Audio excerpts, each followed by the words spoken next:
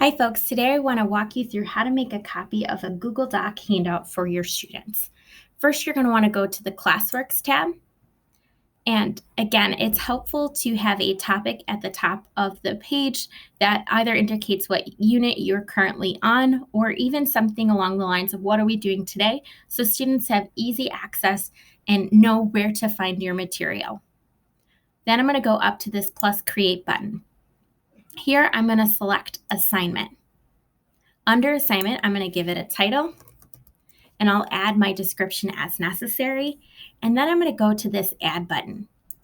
Here in this add button, I'm going to select something from Google Drive. Note that this document could be completely blank, and it could be just a template you want to push out for your students, or it could be a traditional handout that you would print out for your students and have them complete on paper in a face-to-face situation. So I'm going to select a document, then I'm going to press add. Now, be very careful over here. There's this drop-down button right here. You're going to go down to make a copy for each student.